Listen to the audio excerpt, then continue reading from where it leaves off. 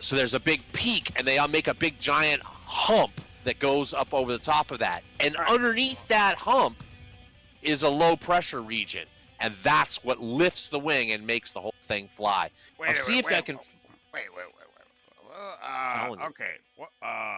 So Yeah. let's just. So I'm here's trying to find a better. here's my rectangle flying through space. Now, it's not space because it's not a vacuum, right? Right, it's air. Yes, there are particles, surrounded by particles, right? So I'm flying through space and I'm making a nice shear, right? So as I'm shearing through the middle of particles, the particles get pushed. Like when you pull up on a semi truck on the freeway, the air. Yeah.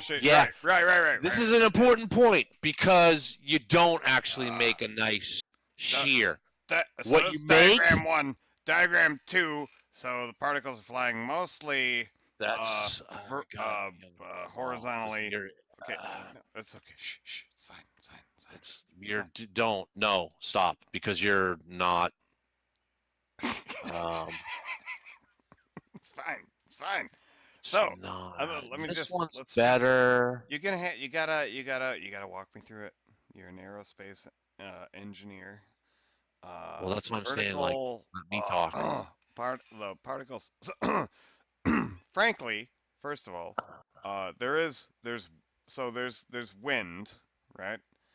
So if there wasn't wind, you'd just be flying through stationary particles and then pushing those particles around as you're flying through them, right? And then when you change your trajectory, so diagram 3, when I change my trajectory, now I'm flying. So this is a good one. So if those particles were stationary still, and I'm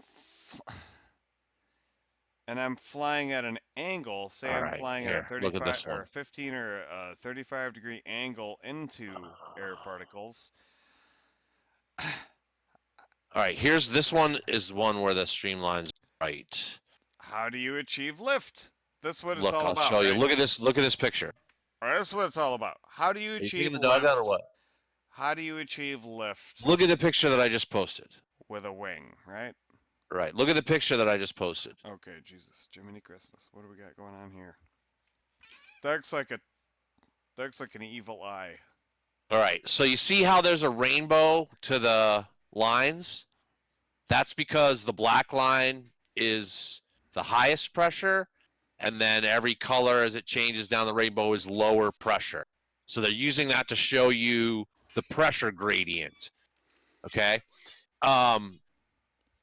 Before this airfoil passed through this square, all of these streamlines were horizontal. They were completely flat and at the side to side. The same color, right?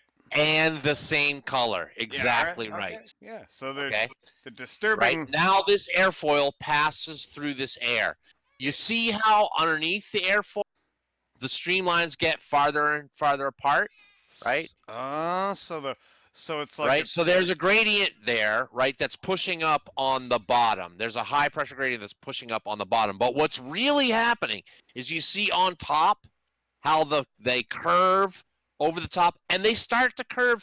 Notice out in front of the wing how they start to curve over the top before they ever contact the wing. Right? That's a property of what we call incompressible flow. Flow below the speed of sound. The flow actually knows you're coming. Well, how fast is this airfoil moving? Below the speed of sound. Okay. So what happens is the speed of sound is different. It's a whole At the speed of sound, the shock wave impinges directly upon the surface, and it makes a straight line. Here, I'll show you the picture. It's a good one. It's a good difference to understand. Good Lord. So the issue is that as it disrupts the you know what I want. Particles in front of it, it creates basically it's a vacuum underneath it, right? So it's sort of No, it creates a high pressure underneath it and a vacuum behind it. It creates a vacuum above it. That's actually what I'm trying to tell you is that Yeah, I'm with you. makes. Okay. I'm with So you. I'm with you. now look at. Oh, here's a nice one. Here's an illustration of the differences between the two types of flow. Copy image address. We're sciencing Yeah, we it scienced the together. fuck out of this shit. This is fucking degree here, dude. Looks like a sperm. Yeah, Flying that's what through it'll follow. space. All right, see the top ones. Oh, there's formulas. You lost me. Okay, no, go ahead. That's fine. See the top one. The top ones are left. airfoil. Top left. Those are incompressible flow. That's below the speed of sound. See how it says M less than 1? M less than 1. But look how on the top right one, right? Right. Shockwave. Yeah. See, okay. The So little top arc left. coming off of it. Yeah. Look at the top left picture. See the sign that says velocity, and then it says where is it? M is less than 0.8. Less. Right. Wait. Yeah. Okay. Gotcha. Yeah. Okay. That means right there. Flow up to about 80% of the speed of sound. What is the point? And when you get up to about 80% of the speed of sound, that's about it's at 0.8 sea level. You're talking about 500 and something miles an hour. It's 0.8 right? Over 500. 0.8 means you 0.8 the speed of sound. So you're not quite there. Yeah, 80% of the speed of sound, and the speed of sound is 1, right? Mm-hmm. Okay. So you see how that airfoil, right? Hang on. Okay. Yep. In the top, we're looking at the top left one. Okay. Top left. Okay, so over here.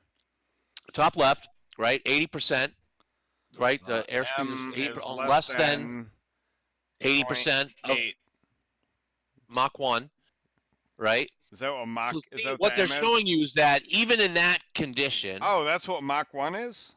No. Oh, I'm sorry. Mach 1 is just the speed of sounds at sea level, right? And we call it we divide it by its own speed we divide sound by its own speed at sea level to make it unity, so that when the altitude changes and the air density changes, the speed of sound goes up. But we want it to be related to a fixed number, which is always the speed of sound at sea level. At sea, so where at sea level, because we're human beings, and it's at sea level is like a nominal flight. Sea level is a recorded density. It's a baseline that we use all the time in air measurements. So when you measure the speed of sound, you measure it at sea level, even though you might be flying at 30,000 feet. You then have to relate your speed to the speed of sound at sea level by doing a pressure density calculation. You don't need to know that. Just understand that the speed of sound at sea level is about 750 miles an hour, and maybe a little less. That's pretty fast. It's pretty fast, right? So that 80% 0.8. You're still talking like over 500 miles an hour, right? 0.8 so about all flight regimes, like we're talking normal flight, any flight you've ever been on, okay, has been at this 80% or less number, okay? Because you've never been in a military jet fighter, you've never been on the Concorde. No, the only some of the new some of the new I've planes ever been on was in a dual engine fucking Duchess. I don't know if you know what a Duchess is. It's a civilian aircraft, military. And I was flying with Soda and my brother, who's a pilot, and we were cruising around the area. See, he was trying to get his license, and you got to log so many, pilot hours, whatever. And so we're on approach to the airport coming back, right? So we're cruising around. I'm like, I don't know what the fuck's going on. You're looking out the window, you're looking down. You can't tell what the fuck is what looking out of an aircraft at the ground. So he's telling me we're right over such and such area or this road or whatever, and I'm like, I you can't fucking tell at all. You don't know who the fuck You have to you are. train yourself to look. Yeah, because So all what kind of the that was a tree propeller covers all of an the shit. aircraft? And then I goes, we're on approach to the airport. He goes, we got the headsets on, you know, because you can't just talk in a cab. You got a cabin, Yeah. and you got the headsets on, and so we're talking in the headsets, and he goes, nobody Yeah, talk, Beechcraft. nobody Duchess. talk, nobody talk. And we're like, So oh, okay. your top speed there was 197 miles an hour, and that's in a dive. I don't Your know. cruise speed is 182. So you Well, were probably doing normally about 160 miles an hour. So you're well below that 0.8%. my point is that we all could have died because Yeah. my brother.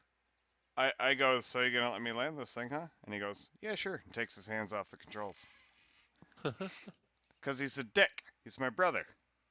That's what he does. He's an asshole. And I'm like, oh Jesus Christ! Grab the controls. You know, I'm riding shotgun in the airplane. There's two. You know, the Yeah. cockpit has two positions, and I grab the controls and it's like, it's like you're in a fucking TIE fighter or something. Immediately, what you want to do is just jam the controls around, see what happens. But I'm like, I mean, my dad's in the back. You're And actually, when you grab the controls, you're supposed to do absolutely nothing. yeah, no, I grab the controls, and it's not a flight stick. It's like the dual, you know, with Yeah, it's a little wheel. Yep. yeah, it wasn't a wheel. It was, and I just gave it a little push forward. Gave it a little pullback. And my brother's like, yeah, whatever. He's completely nonplussed by anything Yeah. that I'm doing. He's like, that's fine. I turn around and look at Soda, and he's like stressing the fuck out. Why?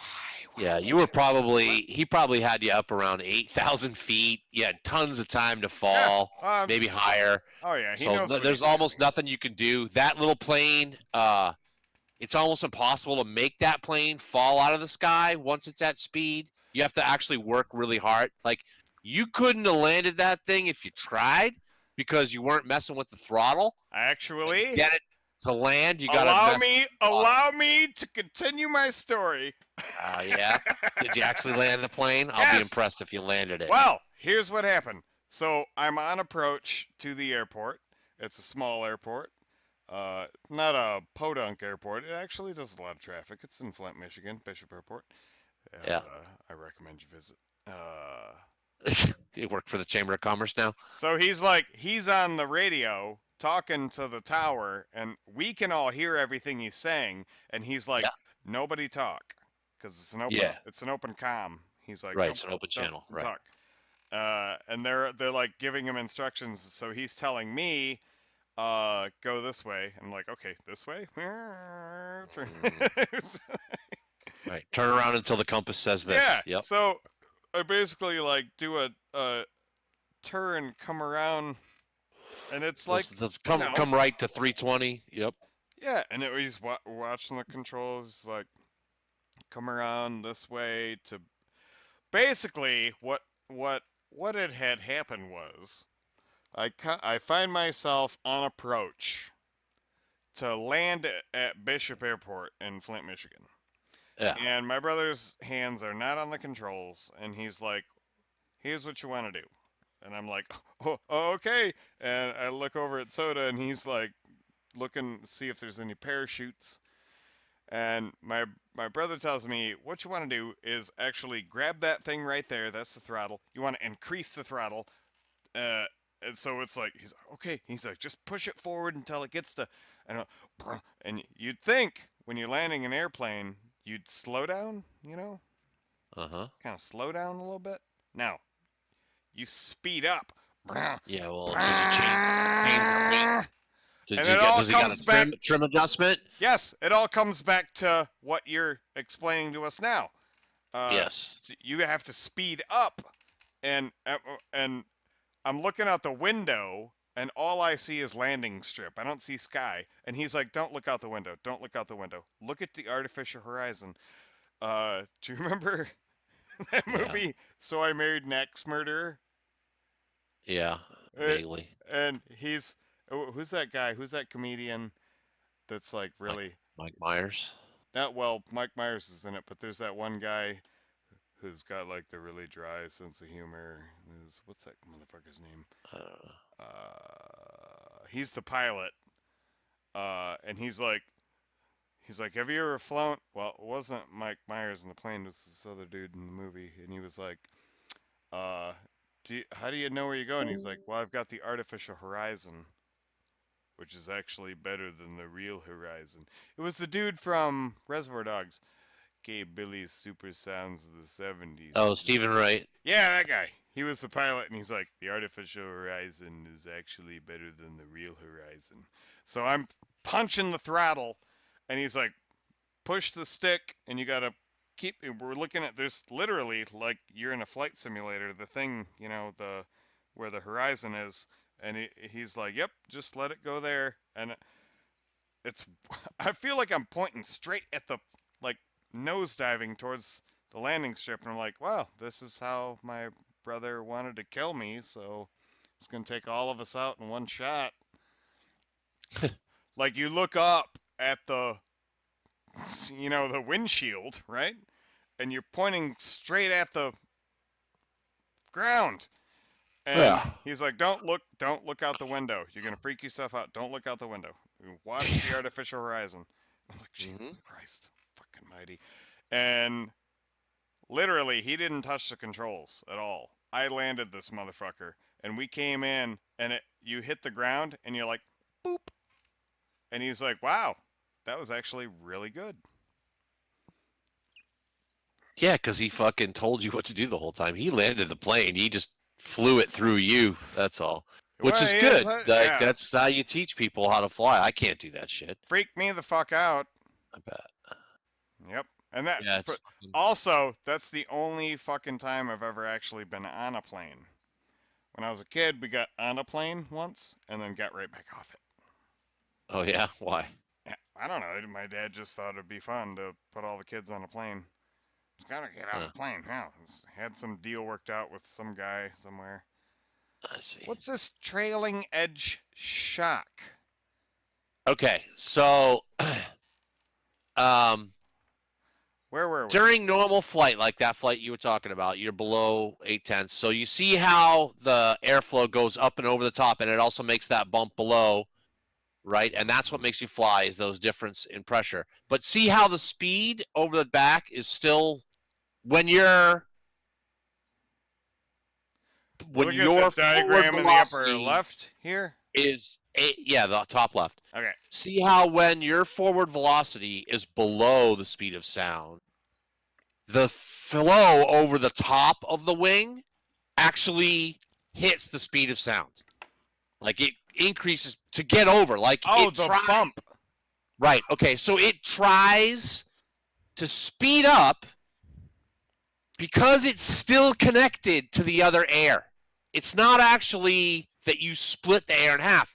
It's that the air is all still connected.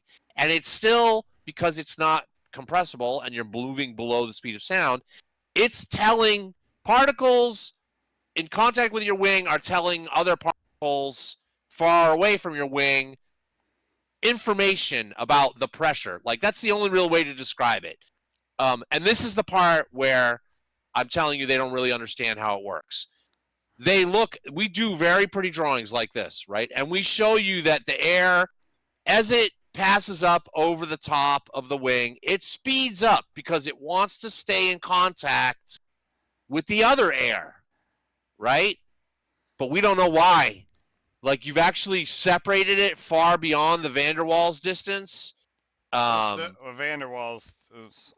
like the force at which atoms can actually act on each other. Like, it should be acting as a completely separate flow regime. So like if the bottom of the airfoil and the top of the airfoil should, in theory, have nothing to do with each other because you've separated from them by the airfoil. But in fact, they have everything to do with each other because it's incompressible flow, and the air over the top speeds up, and the air, because you made the air on the bottom slow down.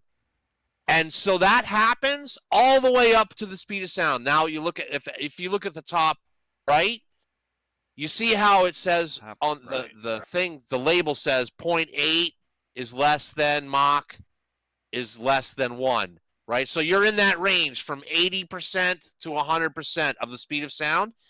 But look how the speed of sound still hits the speed of sound. It still hits Mach 1 at the top of the wing. It's like a limiting, and that hump that they're showing, that dotted line, is kind of a wall. There's a region there where every single particle, no matter what pressure it's at, is moving at the right at the speed of sound or just below. Like there's a line, right, where it has to cross the speed of sound, and that creates what we call a shock wave, and that starts to happen. So that's in when you hear like a flow, even before you hit the speed of sound. So that's when we start talking about like a sonic boom. Yes. But even before you start talking about the sonic boom, the boom is when that shock wave breaks. Okay? This is actually what makes you fly. The tendency of the air to go up and over the top of the wing and accelerate to keep up with the air below the wing. Oh, you son of a bitch. You see that? So makes that pressure hump. It makes that hump of low pressure that lifts the wing from the top. That's why we call it lift, and we don't call it push. Wait, so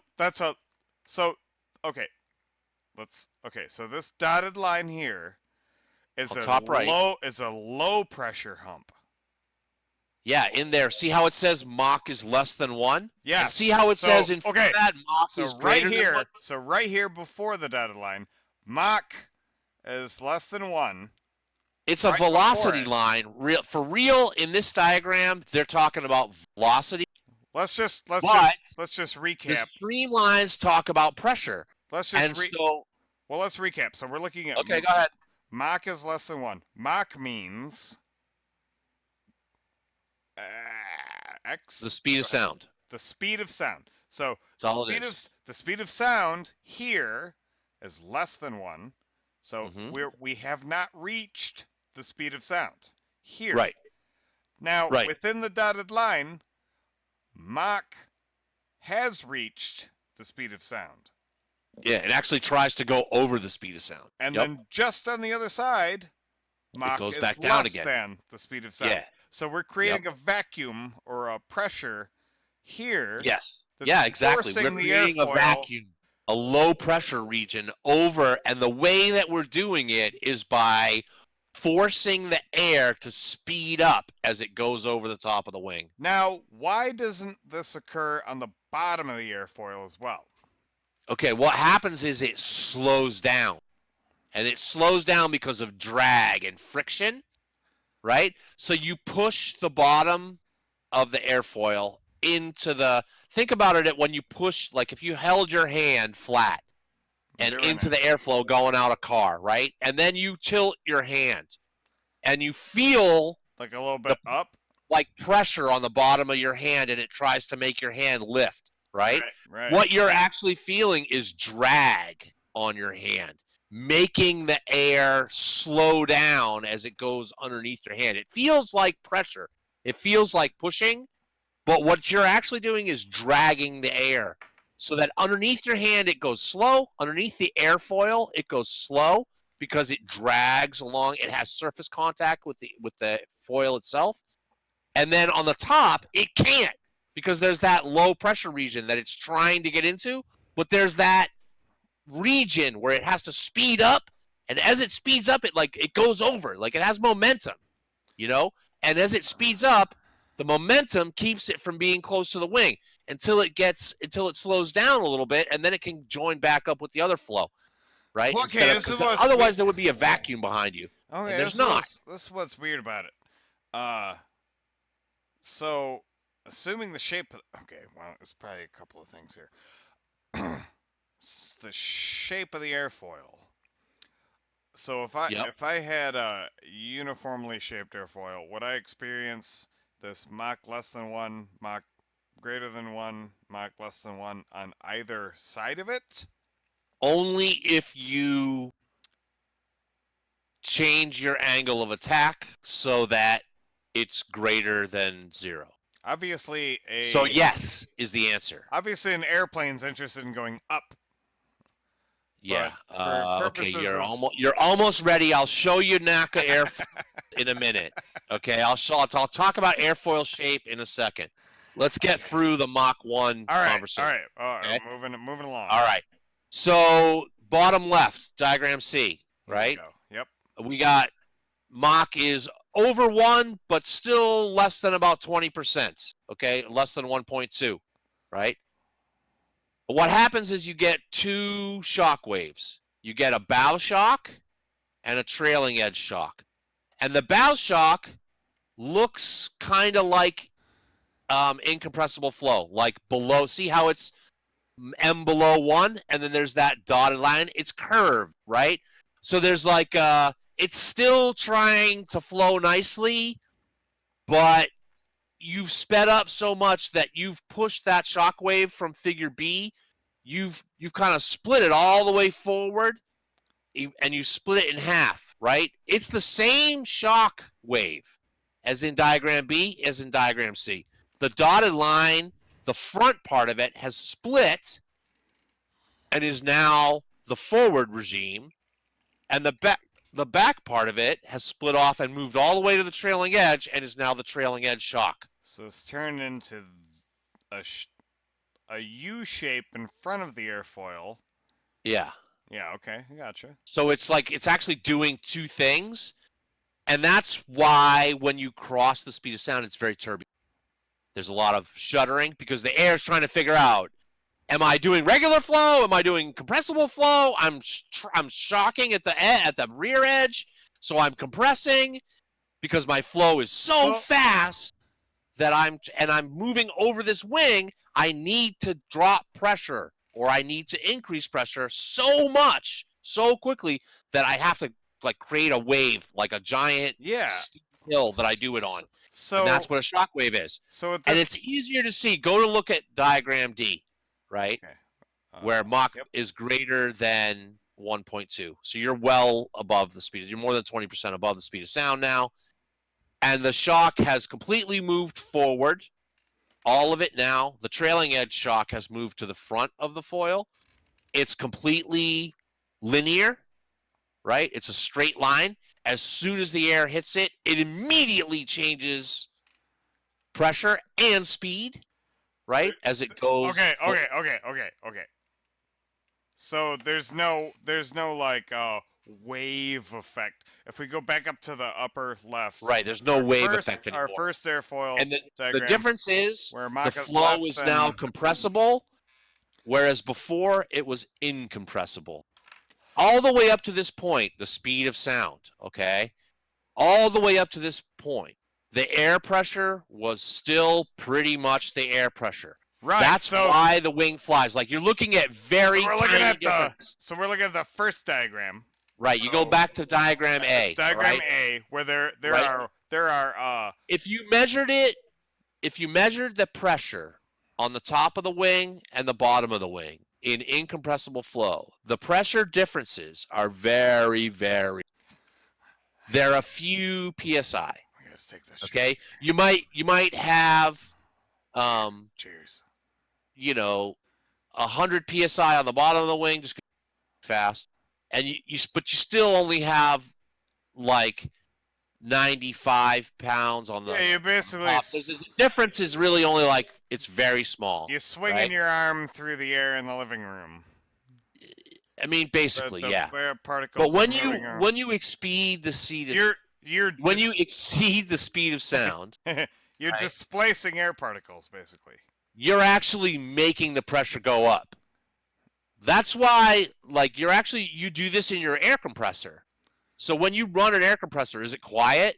Can you compress air quietly? No, you fucking can't. It makes a lot of noise. And the reason is, to get air to compress, I have to break the sound barrier with it. Basically. Wait a minute, what? To make air compress, I have to break the sound barrier with it, because otherwise the particles won't get any closer together. All right. So when you All right. Wait, When I went to, whoa, hang all right, on. I'll explain it to you in reverse in a way that makes you understand it. All right. When I went to college, I had a partner that I had to do my senior project with, and he did fluids as the same as me. And when our project was, we built an airfoil, right? And we made it fly in the wind tunnel, and we took pretty pictures and made things of the streamlines and all that stuff. But then I left to go build submarines, and he stayed to get a master's degree. And so I would talk to him for a couple of years after. I would talk to him every once in a while by email. I'd be like, "What are you working on?" Because he was doing, like, if I had stayed, I would probably still be partners with him, and we would have been working on the same thing again. You know what I mean? And so I was kind of like learning what he was learning from his master's degree, right? At the same time as he was, except that he was way better at the math than I was. And what he was doing for his master's degree was studying compressible flow now. Like we had done incompressible flow as as bachelors, right? And now for his master's, he was doing compressible flow. And to do that, I was like, well, how are you studying compressible flow at WPI? Because I'm thinking you got to fly an airplane. He's like, oh, we got a giant bottle in the basement, and we fill it up with an air compressor, right? It's a giant pressure bottle, just like, and you can fill it up to like 6,000 PSI, right? And then we put a nozzle on it, and when we turn the valve, it expands, and it's going so fast because it's at such incredibly high pressure, and I can put it through an orifice plate and drop the pressure instantly, and I get a shock wave at the plate. I get a supersonic shock wave, and I can take pictures of it as it flows through the nozzle because the nozzle's made of plexiglass. We need to take and pictures. So that's how he did like it. One of them fucking high-speed cameras. Yeah, you got a high-speed camera, and you can even do it with a video camera because the reason that he could do it with a video camera or a regular camera was because that bottle was 10 feet in diameter and 25 feet long and sitting in a giant steel. Had enough volume. Are you ready for this? It had enough volume to do supersonic flow for like 45 seconds. We can take a picture of me farting. It's kind of like that, but think how long you would have to be farting at high pressure to have us fart that was supersonic for 45 seconds. High pressure. That's a long time. I don't know. That's a lot of air. What's the longest fart you've had? Because I feel like I've had a fart. I feel like I'm losing you on the fluids discussion.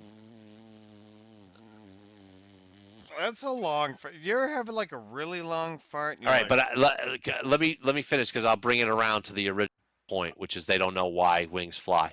Okay. So he did all this work, right? He filled up the bottle a bunch of times, and he took pictures of the air coming out and pictures of the shock waves, right?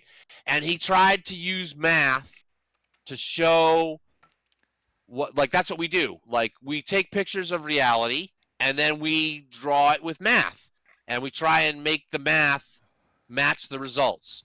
And when the math doesn't match the results, you got to explain why, right? And over again, he kept getting, in this very small and closely controlled situation, he kept getting it so that the math didn't match the reality.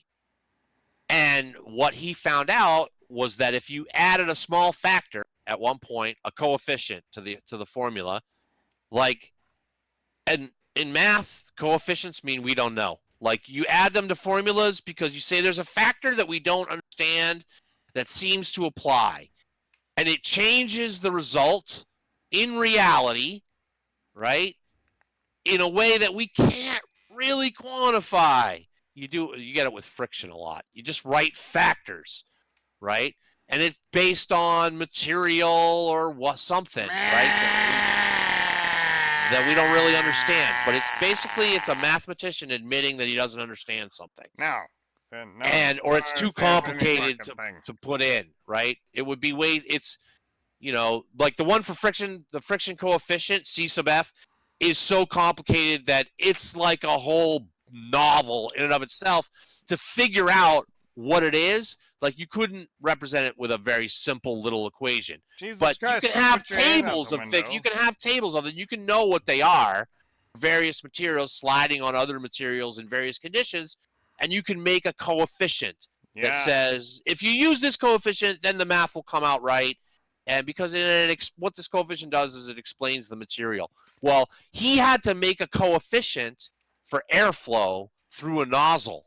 Okay? And Here we go. Right? It got submitted for peer review and fucking accepted, and it's part of the literature now. So he's actually, basically, he did a little bit of the work to help understand why or where the part of that we don't understand in compressible flow of why wings fly, that we still don't 100% understand. And now we can proceed to figure C, right? Which, well, we're already kind of past. Sort of, because around C is kind of the turbulent zone where we don't really understand what's going on there. And what it really is figure A that we don't understand. Okay?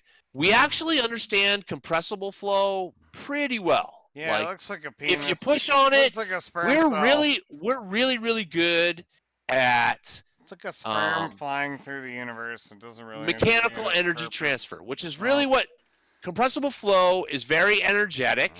It takes a lot of heat and energy to get you moving that fast, or to get the air moving that fast. You have to do a lot of work, or you get a lot of work out of it when it flows like that. Like, if you have compressed air, you can do a lot of work with compressed air. Like thermodynamics? So, yeah, it's thermodynamics. So but you can fly. I can fly. With you can lift hundreds of pounds in the air in incompressible flow. I can fly if I believe I can. Very, very little work. Spiders fly. Spiders fly pretty much for free. They just blow out some silk and they blow on the wind and they fucking fly, dude. That's flight. Okay? That's using the air pressure and airflow to carry you off the grounds and do transport. That's the definition of flight. And it uses exactly the same math and flight mechanics as an airplane. Exactly the same. Okay? He's using the drag created by the air going by to create lift. Flying squirrels and shit.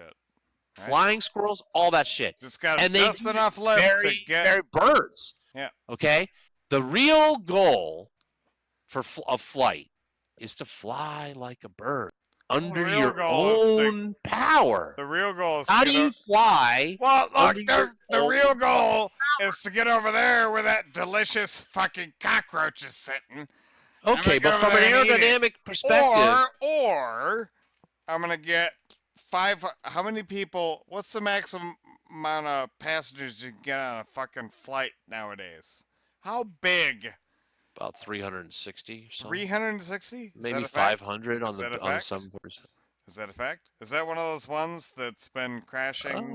What are those? The fucking airplanes that have been fucking. They got the flight correction shit where, like, you try to pull up, the computer says, "No, sir, you're going down," and they crash your. It varies. The Airbus 380 is certified for up to 868 passengers, but that's a lot in a one-class configuration.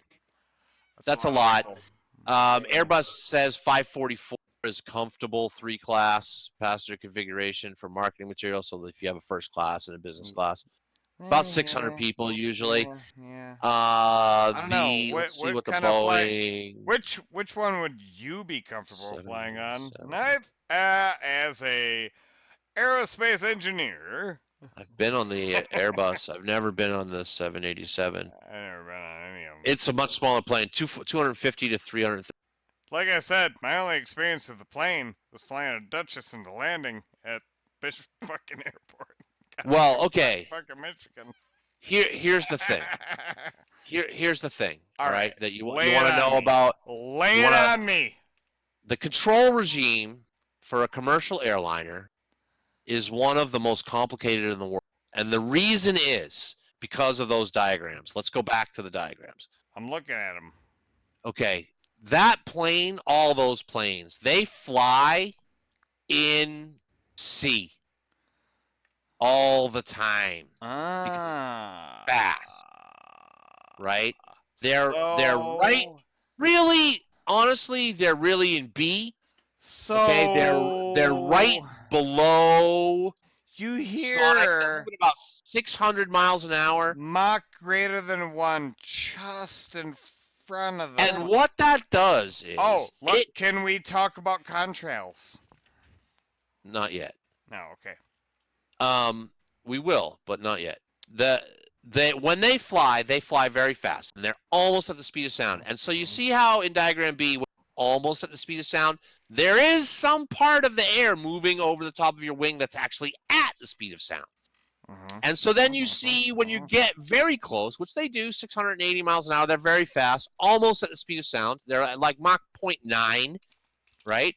You start to get that turbulent separation of the shock waves. And so what you want when you're at 35,000 feet and 700 miles an hour, 750 really, even though they're actually moving over the speed of sound at sea level, which is 650, they're doing about 750 miles an hour. It's still about Mach 0.9 because the air is so thin up there and the pressure is so low that's why we do Mach numbers. It's relatively, to understand flow. How do you calculate when the air's thinner? It's a ratio of pressure differences. Jesus, Jiminy fucking Christmas. Math, man. You do math. Math, man. Math, man. So, you do math. when the lady's coming around, wing, it's a very different, and it's very, very different flow than when they're doing 150 or 200 or 300 miles an hour, and they're coming in for a landing, right? And they're trying to slow down, and it's a very different wing. So that's why airliners do very complicated things with their wings, and they flap them, right? They have flaps on the back. Yep. And on the trailing edges that change the shape and lift of the wing. Sometimes it just makes it longer, but they can actually bend down and create more drag, which creates more lift, which makes the flow on the top of the wing go even faster. Briefly, how flap works. All a flap does is increase your drag. So and the increasing your drag on the bottom of the wing makes you have more lift on the top of the wing. On the back side of the wing, there are things called flaps. Yep. So they slow you down, but they create lift at the same time. Flaps can either point upward, flaps can point downward. And what they do is they... On an airplane is they point down. Drag to point so they make upward drag or downward. Right? Normally they make drag. They probably, in the high-speed wings, can feather them up a little bit to optimize where the shock wave is, but the trailing edge is where the shock wave will exist anyway, so it's probably just level. But on airplanes, it's not like a car. On a car, your foil goes up because you want the drag to push the rear end of the vehicle down so that you have more traction. On a plane, you want to push up on the bottom of the wing so that you have more lift, right? And what you're actually doing is you're making the air go faster over the top of the wing, so it creates more low pressure above and behind the wing, which drags you and slows you down, but at the same time lifts you. Oh, it says here. So now, what happened with the 787, before we get to contrails, is that when they transitioned from being in low pressure, low speed regime, takeoff, namely, the computer takes over and it sort of balances those forces, like to keep the flaps from flapping. Thank you. And making like a bunch of vibration and spoiling your lift and making you fall from the sky, right? It has a controller that controls the flaps, and the leading edge too often has flaps. days to make the wing longer. The chord of the wing is longer, and so you get more lift at low speed. And that the computer controls all that. So now you gotta fucking land. And so now you got to take off. Whoa. And you gotta retract all those flaps in a nice orderly fashion. I thought As we were your landing. speed increases and the pressure drops and you climb for altitude, you have to like nice and neatly pull all those flaps back in without spoiling your lift. And what you're actually doing is reducing your lift, right? And reducing your drag so that you can go faster. And if you don't do that at exactly the right speed, you'll spoil your lift too fucking soon and you'll fall out of the fucking sky. And then the controller will be like, oh shit, you're falling out of the sky. You need more flaps, and we'll extend your flaps to try and give you more lift. Or you could be these motherfuckers lately. No, what I'm telling you is what these motherfuckers are. What is happening when these motherfuckers are falling out of the sky? The computer is not balancing the flight regime between low speed, high lift, and high speed, low lift, and it's fluttering between the two and completely spoiling the lift on the wing, and it's crashing the planes, and that's the problem. And the problem is that if you don't, like, apparently, haven't really looked into it, but if you don't like exactly initiate the procedure and there's a thing you're supposed to do when it starts fluttering, blah, blah, blah, and they didn't train pilots on how to handle it. Welcome to Valhalla, motherfuckers! And do what they think is the right thing, and they crash the plane. Jesus fucking Christ! Sorry. Wow! One of the things about speaking correctly is that it is sometimes necessary to speak completely. Yes. Well, I appreciate that. That's a fine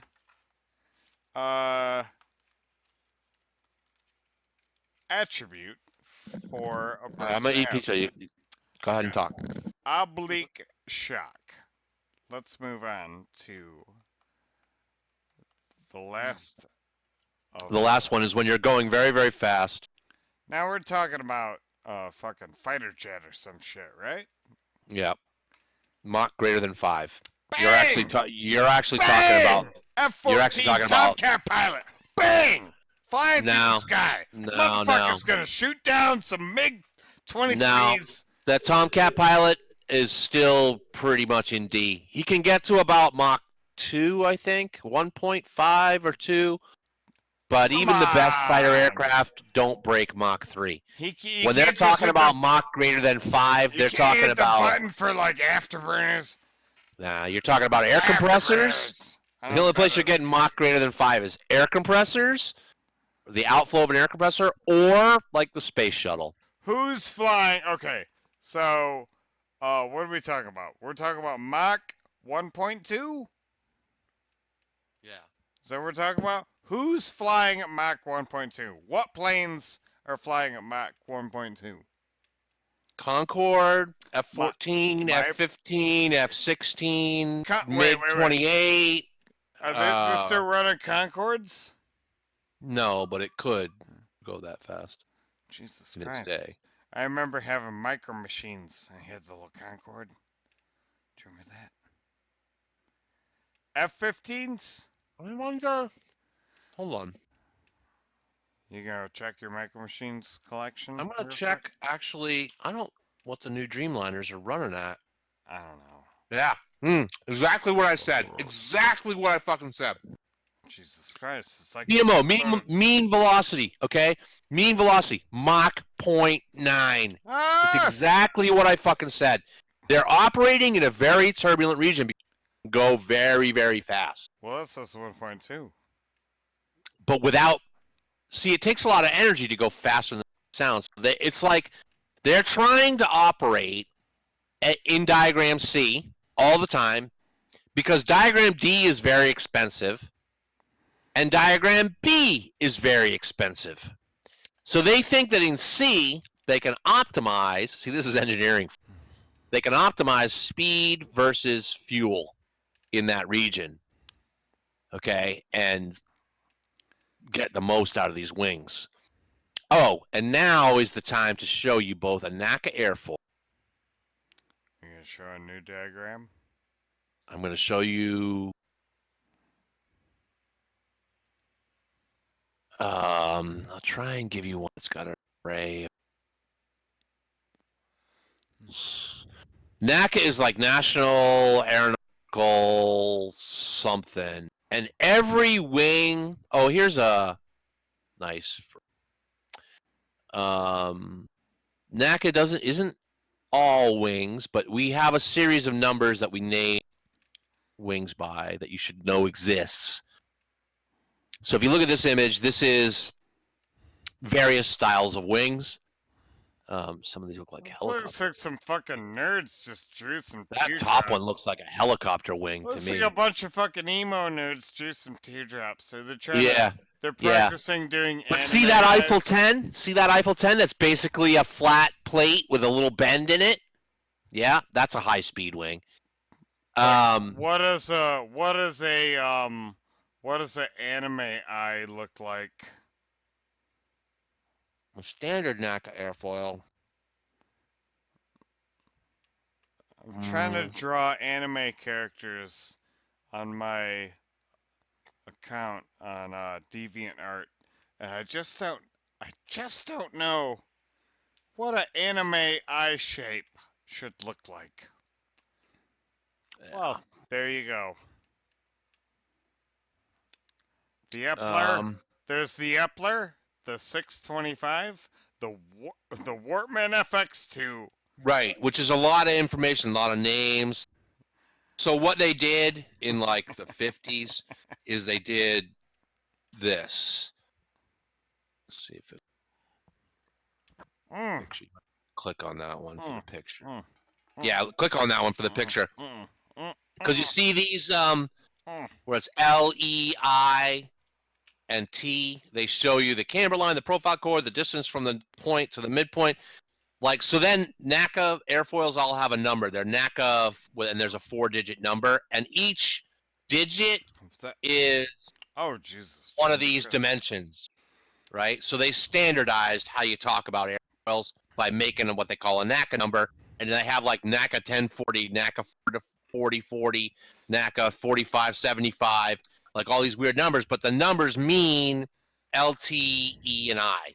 The overall length, the length to the midpoint, the height of the half height of the core, and the overall height of the thickness.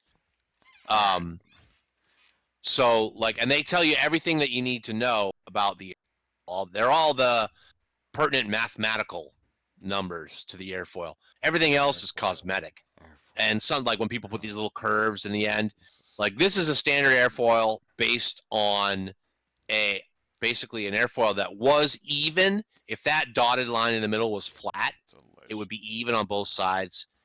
It's a standard profile, and then we bend it one way or another, and we bend it and make it longer. And that's so that we can talk about wings, right?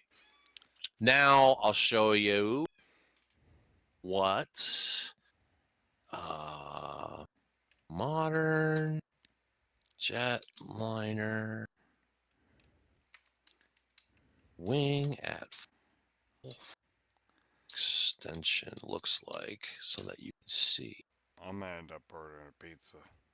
Yeah, we did. Did there's a pretty good one. Oh, here's here's the one that will show both leading and trailing edge flaps and wingtip flaps. So look at this one. Got your wingtip flaps right here. Okay. So see how that looks like a cyborg grabbing something. That's a Boeing. That's an Airbus. That's a giant cyborg grabbing a smaller cyborg, and kinda. He's crying. That's an Airbus 300. That's a commercial. That's a modern commercial airliner. Okay. So you see the front of the wing is on the left, the back of the wing is on the right. That right? You see the jet engine there. I don't see any wings anywhere. I see a giant cyborg. See how baby cyborg.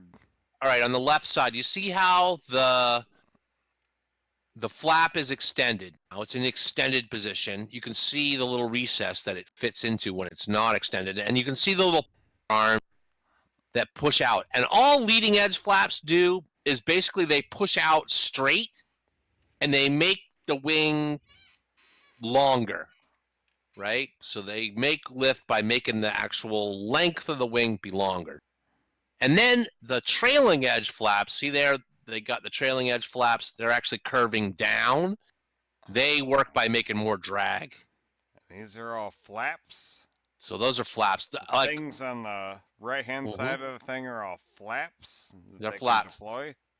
And the I bet you that the little bulges there are servo motors and structural components that keep the flaps from breaking off the fucking wing.